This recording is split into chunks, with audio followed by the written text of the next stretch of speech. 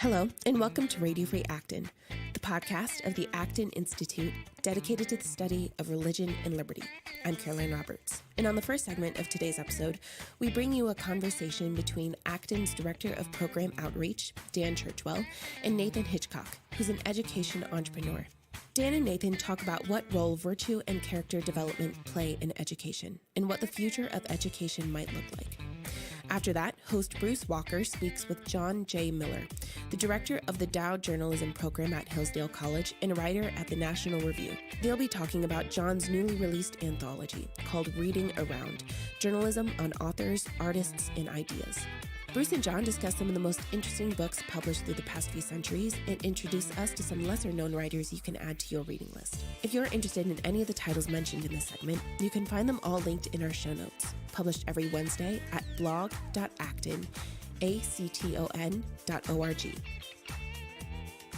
My name is Dan Churchwell, Associate Director of Program Outreach here at the Acton Institute, and I have the pleasure of speaking with Dr. Nathan Hitchcock about some innovations coming to the field of theological education. Nathan, for the last 8 years, has been a professor and administrator at Sioux Falls Seminary, and now as an educational entrepreneur with his own company, Seven-Sided Consulting, which exists to help organizations build high-quality systems that utilize competency-based learning and educational crowdsourcing. Nathan, welcome to the podcast. Yeah, good to be with you. I think you and I met about 4 years ago. We were both professors in the college, Christian college setting, and I think we were attending an Acton event together. I think that's where we first met. Mm-hmm. And it's really great keeping up with you and some of the fascinating things that you've been doing. You're going to be speaking at the upcoming Faith at Work Summit in Chicago. And when you first told me a little bit about some of the themes, I was really interested. And so can you tell us a little more about this theme of competency-based theological education that you'll be introducing there at the conference? Sure. Well, I never would have imagined myself in the place that I'm at right now, dealing with competency-based education and being an educational consultant. I thought of myself as a professor through and through, but things kind of evolved this way, and I'm really thankful because it's a very exciting field. A lot of folks don't know what competency-based education is, or they have some kind of misconception about it. But competency-based education, or CBE, sometimes now called competency-based theological education, CBTE, if you're talking about seminaries, is really an old but fresh conception of education. It's actually been around since the 1970s, this idea that you could actually measure a student's progress by their demonstrated proficiency in different areas.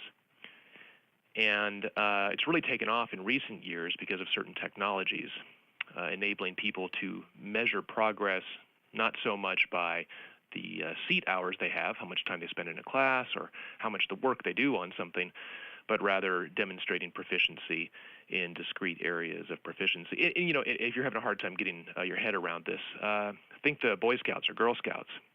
If someone is looking to get a badge in making a fire, you build a fire, right? That's the way you do it. You don't necessarily read books on building fires, although that might be part of it, and you may watch other people build fires, but you don't get the credit for that. Really, you only get credit, quote unquote, when you build the actual fire and demonstrate your proficiency in it. And that's the basis of competency-based education. It's a way of measuring things. But really what I've been interested in, and some of the organizations I've worked with, what they're interested in, is this idea of using CBE to free up other modes of learning. And a big piece of it that I'm excited about is how you can take this on the job, and how you can take, whether it's pastors in training or missionaries in training or various people in undergrad or graduate schools, using CBE to actually learn in ways where you're using folks like mentors and bosses and coworkers, coaches and RDs and all sorts of folks. So this is really an exciting time to be in education because there are new possibilities for competency-based education. What do you think is driving that innovation then? I mean, competency-based, there's a great essay by Albert J. Nock called The Disadvantage of Being Educated. And he talks a little bit there about the distinction between training and education. And it was written in the early 30s, so it's quite old. And I know you think that, we're kind of getting back to competency-based education. But one thing that Nock makes very clear is that we shouldn't differentiate training, that we should differentiate training from education, that they're two different kinds of things. And it sounds here more like you're talking about training, and that there are certain things that you can be trained in. Did you agree with his assessment that education and training are two distinct things? Yeah, there are a number of critics out there about of traditional education, whatever that's conceived as. And I think some of these criticisms are legitimate. Education can very easily degenerate into something where it's merely about cognitive sets, it's merely about regurgitation, or perhaps just understanding some concepts but not actually applying it, so that it's not skill-based, sufficiently skill-based. And more than that, and this is a great concern of mine, that education loses the character training.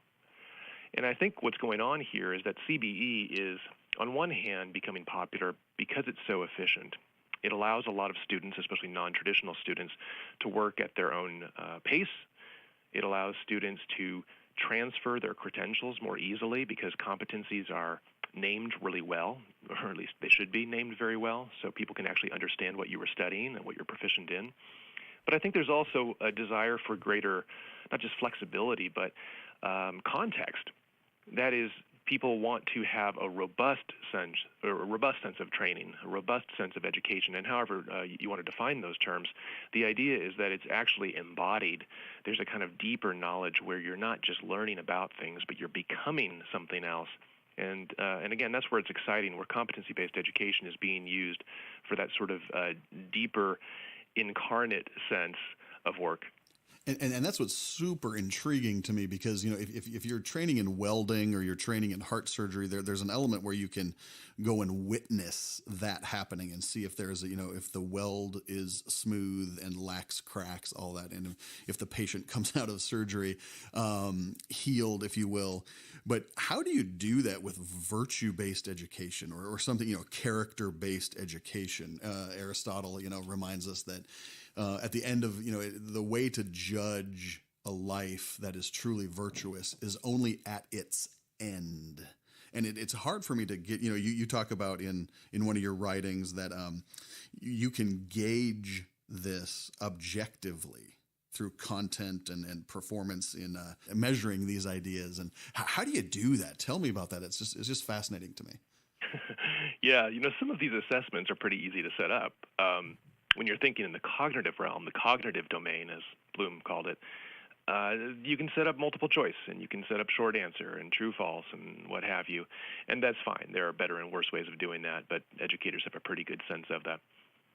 When it comes to something like skills or abilities, trying to measure those gets a little more difficult, but the idea is pretty basic. You observe somebody doing that. You get somebody who's a qualified specialist, and that person observes the person doing it and then says, yes, indeed, this person can do that, whether that's running Microsoft Word or welding or what have you. I think assessing character is more difficult. And just as building character is more difficult, assessing it can be quite difficult because it seems very subjective on one level. And yet, virtue is so evident to people. We tend to have a pretty good feel about whether somebody has been built up in a certain way, especially if we know them. And this is really a big paradigm shift for me. That when I was a seminary professor and we began experimenting with things in what we were calling the Kairos project, which was our competency-based program, we saw in Kairos that the professors who were the faculty mentors were pretty good when it came to assessing knowledge. And we were okay when it came to assessing skills. But when it came to assessing character, we were not the best ones. And the reason why is because we didn't really have the long-term relationship with students, and we didn't see them on a daily basis or a weekly basis. But the people who did were those who were personal mentors or ministry mentors, people who were there on the ground with them. They saw them on a frequent basis. They were sharing life together. And it turns out that even though I had a terminal degree, I wasn't the one most qualified to do character assessment, to really feed into a person and then to evaluate them. Rather, the persons they had known longest, these virtuous people in their lives, they were actually the ones who were most qualified to do so. And you've mentioned that several seminaries are trying to implement some fashion of this that you're working with. Tell me about what is the desire for the administrators, or why are they wanting to bring this into their institution? What's the payoff? What's the gain for them, do you think? Yeah, I'll be at Faith at Work Summit next month, which will be a really interesting event to talk about some of these things. What I'm presenting on there is some initial findings from 3 seminaries: Northwest Baptist, Sioux Falls Seminary, and Grace Theological Seminary in Indiana. And I'm looking at how they've used this competency-based model to achieve one of their objectives, which is to have a greater faith-work integration. That is, to have their students more aware of issues like stewardship and vocation, the marketplace and economics, just understanding finances. So they're actually aiming for some of these things, as other seminaries are now. But I was curious to see whether this competency-based model, and more than that, the mentor-based model that those 3 were using, was actually achieving these aims better than a traditional school.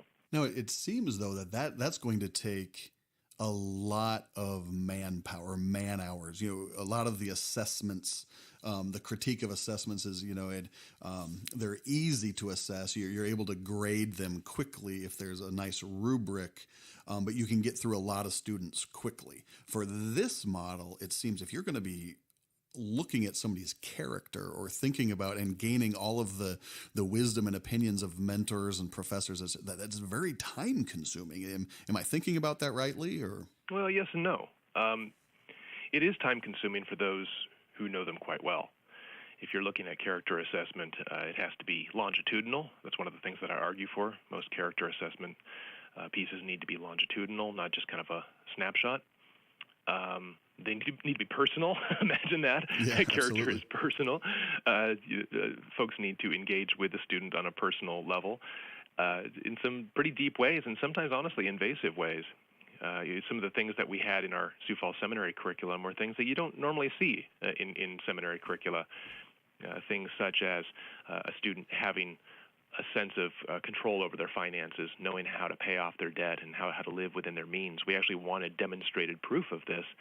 Well, honestly, I don't want to do that as a professor. I don't have the time for that, perhaps, but I also don't have the willpower, shall we say. It's not the area I feel called into. But there's certainly mentors who do that very thing. But we had other character things where they were being assessed by these mentors, but it turns out that the mentors, that was their joy. They saw that as their ministry. They saw that as their gift to the church, where it actually freed up a lot of time for us as the faculty, because we weren't in charge of those competencies anymore, or at least evaluating them. It actually freed up time, and that in conjunction with some automation that we were using was actually giving us much more bandwidth. Now, was this mentoring required? Yeah, for actually all 3 of these programs, at Northwest Baptist and Sioux Falls Seminary and Grace Theological Seminary, mentoring is required. And at some of these schools, the students are actually required to be in ministry, that is professional ministry. They're supposed to actually have a job while they're in seminary. And students are discouraged from enrolling in seminary unless they have some kind of workplace. And they are required to have mentors in that workplace, because the idea is this is going to be an on-the-job experience. It's not just in the classroom. In fact, it's very much not in the classroom. It's not residential-based typically. It's going to be on the job, which means that you need on-the-job people. Have you thought about with those administrators, or those have they talked about the idea of it being required versus organic, and the difference that might make if for example, I have multiple business mentors each stage of my career and life. I can look back at people that have spoken into my life, but usually it's I've let them in, if you will. But if you require that, is that a different kind of relationship, or do you think you can get some of the same honesty, transparency, and those kinds of assessments with something that's required? That's what's really intriguing to me in this model. We were really pleased at Sioux Falls Seminary that the students typically picked really good mentors, really competent men and women who were encouraging them, who were helping them, who were evaluating and doing all these things pretty well, and pretty honestly. We didn't see very much abuse at all. And those were people outside. Could they choose somebody outside of the organization? Oh, very much so. Okay. So they could find another pastor or a friend or somebody in the marketplace, and that they just had to agree to take part in this kind of assessment. Is that correct? Mm-hmm. And I know of some cases at these schools where a mentor was denied. They were nominated but was denied. Perhaps they were related in some way, or perhaps just it wasn't looking like a good fit. I also know of a number of cases in which a student would drop a mentor. It turns out that they weren't a good fit for this program, that they were very personal, but they weren't good for a formal role. Or perhaps they realized that this is not really the person I want to grow up to be like in my ministry or in my character. I walked with a student pretty closely over really a couple years as he had to make the difficult decision of whether or not to turn a campus of a multi-site church into its own independent church. And that created a lot of strain on the mentor team because he was using these guys as mentors, the pastors he was working with. And again, I was really pleased that he used this. First of all, he used this to fulfill the curriculum. There's a good bit of the curriculum that was completed through this whole process, including conflict resolution. Imagine that.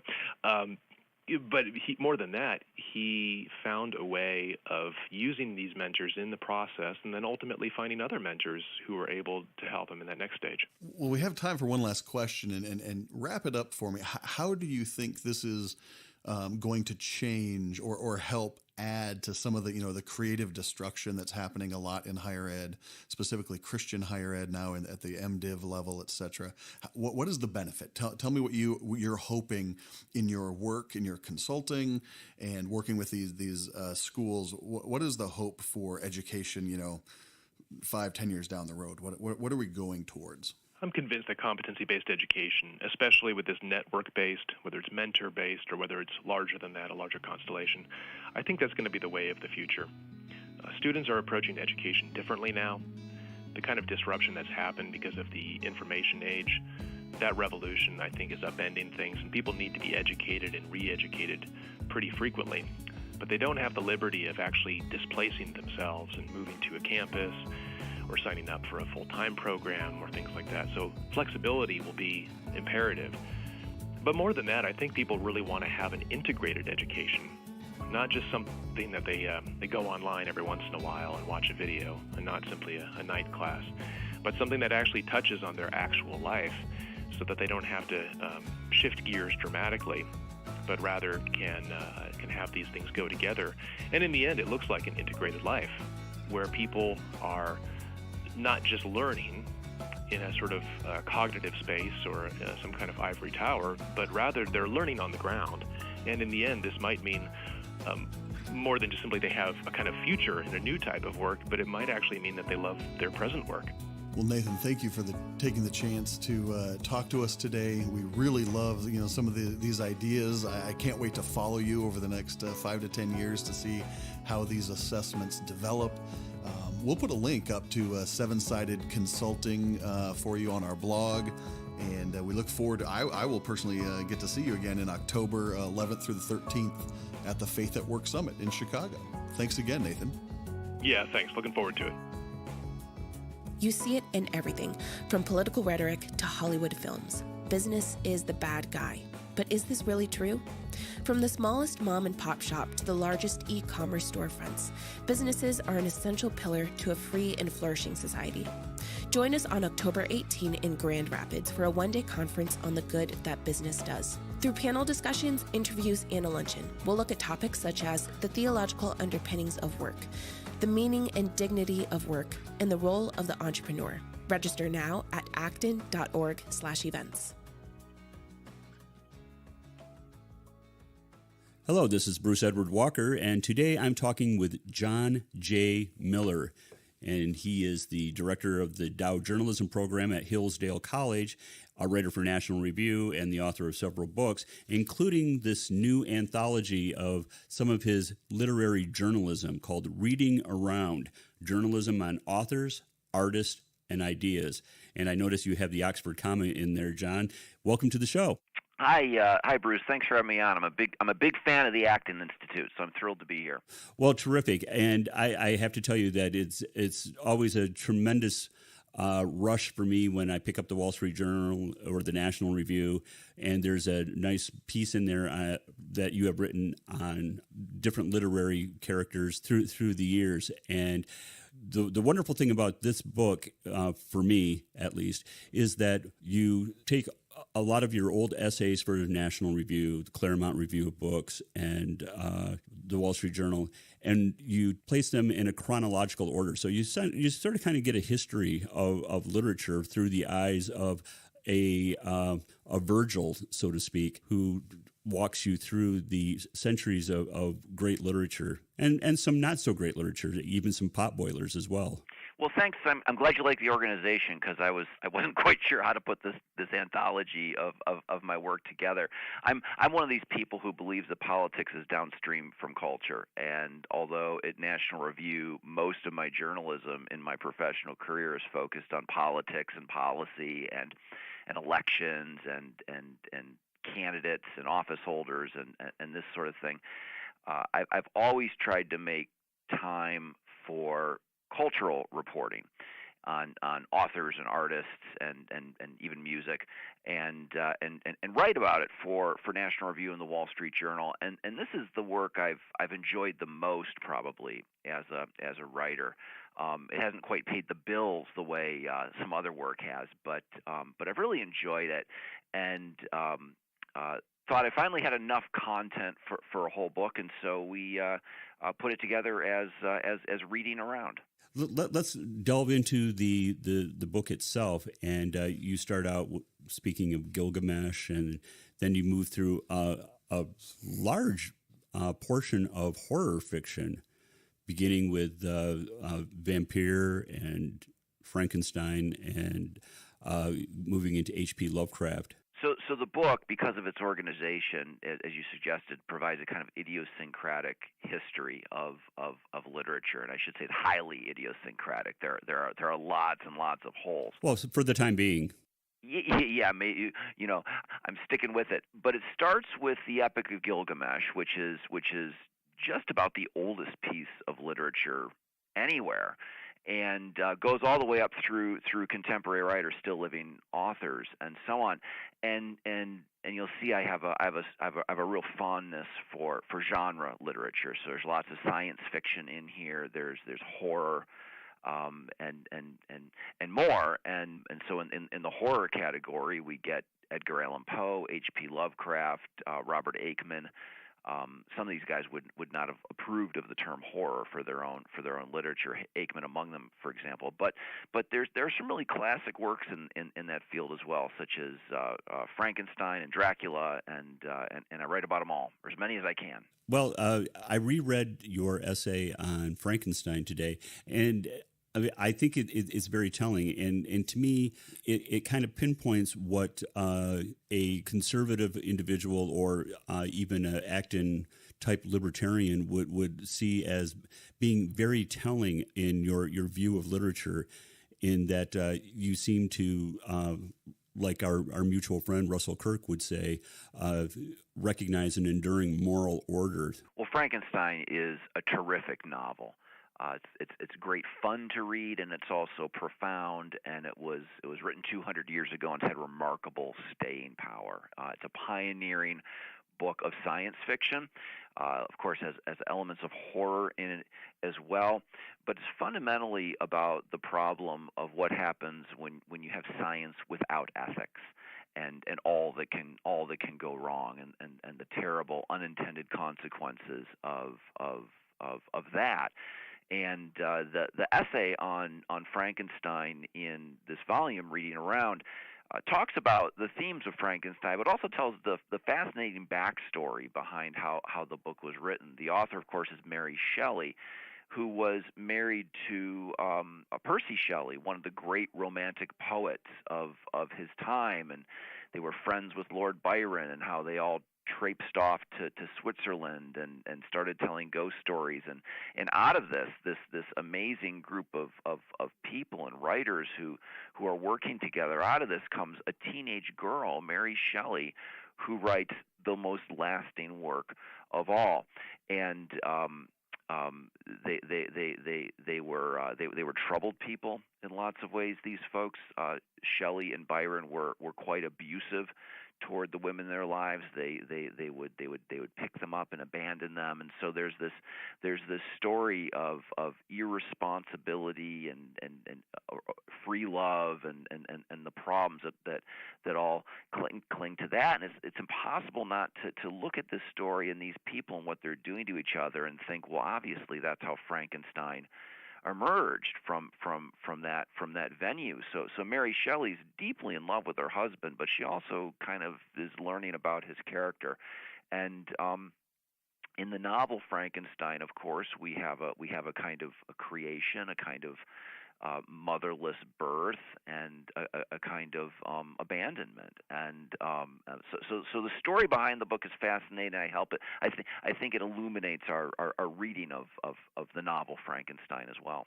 It comes across in your essay on this that it's almost an allegory for Shelley's observation of what she perceives as unvirtuous living. Well, they were dissolute, especially the men in this situation, and the essay is called "The Monsters," right? Which is of course a reference to Frankenstein's monster, but also the morality of Shelley and Byron, and the women in their stories outlived them in many cases. A couple did not, but Mary Shelley had a long life after her husband Percy Shelley, the poet, died in a boating accident. He died young, which dying young has been great for the reputation of lots of rock stars, and I don't think it hurt Percy Shelley either. But Mary Shelley lived for a long time, and she revered her husband and his work, and she's responsible for collecting it and publishing it and contributed to his reputation in a lot of ways. But she also understood the problems of the way he chose to live, and later in life she became a Christian, and there was there's an anecdote about how late in life she had a son by Percy Shelley, and a friend of hers met Mary Shelley and said, "Oh my gosh, what a prodigy this person must be to have had such two great parents. One of the greatest poets in the English language, and then the mom is the author of Frankenstein. What bright future this boy must have." And he'll be a great person. And Mary Shelley just said, "I hope he's an ordinary person," because she yearned for kind of an ordinary life that she didn't have when she was young. So let's move into the 20th century, and you write about H.P. Lovecraft as and you don't paint a portrait of him as being a great writer. I think you say something to the effect that he never met an adjective that he didn't use.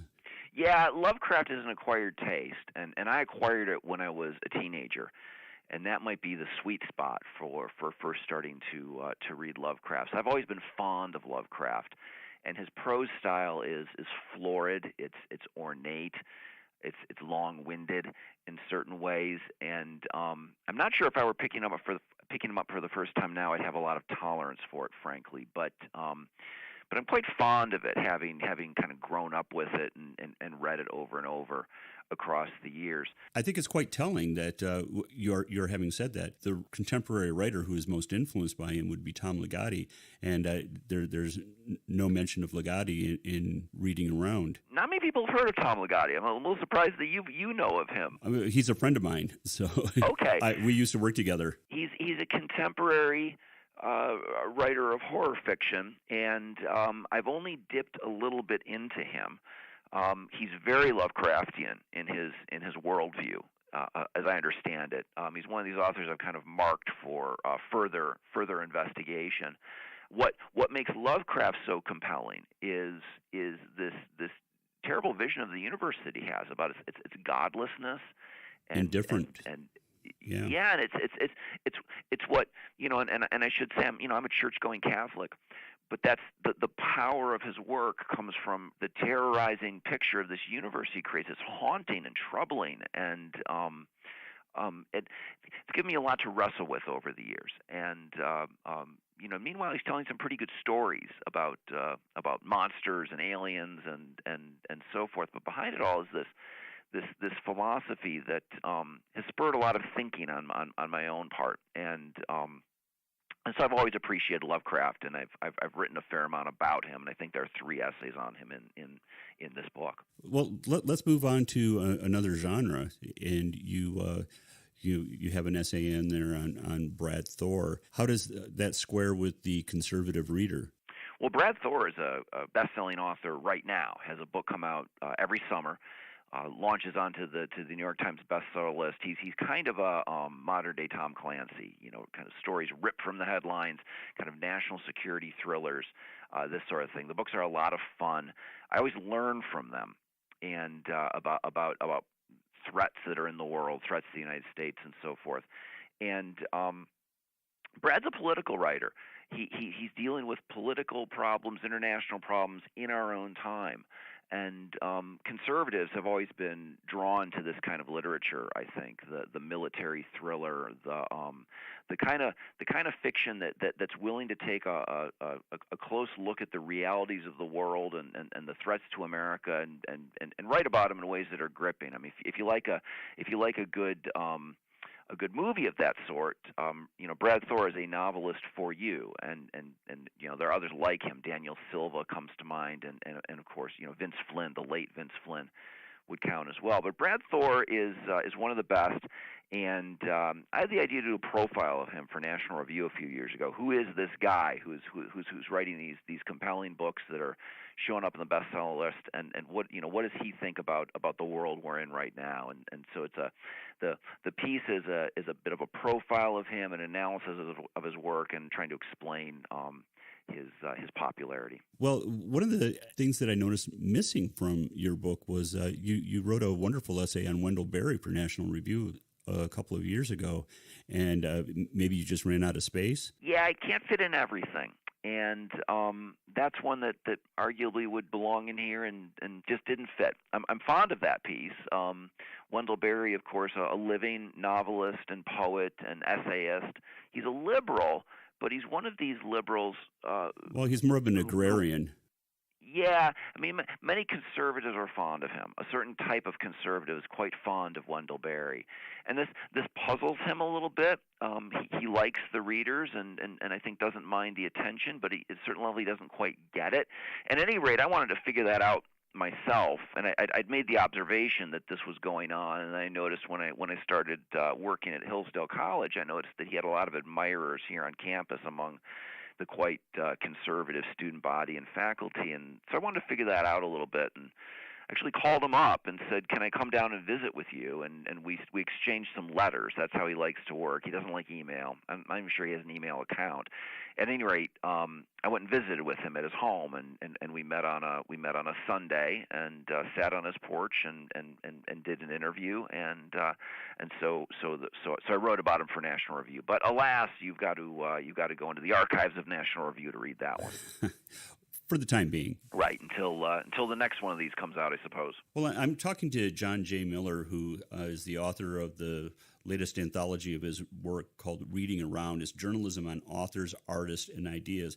And it works really well, I think, John, as a syllabus for conservative readers, for those who just want to jump into the pool of literature and they don't necessarily want to read the dross that's out there. They want to focus on material that will not offend their conservative or their Christian sensibilities. I mean, they can have them challenged, but they still, as in Lovecraft, but not necessarily offended by a different worldview. I mean, would you consider that a fair assessment? Yeah, I think so. I think that certainly some of my favorite writers are ones who challenge some of my own sensibilities. But one of the reasons I wanted to put this book out is because I'm a big reader myself. I'm always reading something. It's one of my big hobbies, and because I'll never get to all the books I want to read, I've got to be quite selective, and I spend a lot of time thinking about what I want to read. and reading book reviews and getting recommendations from friends and so forth. Because if you read a book, that's an investment of hours and hours and hours. And some of these books are Moby Dick.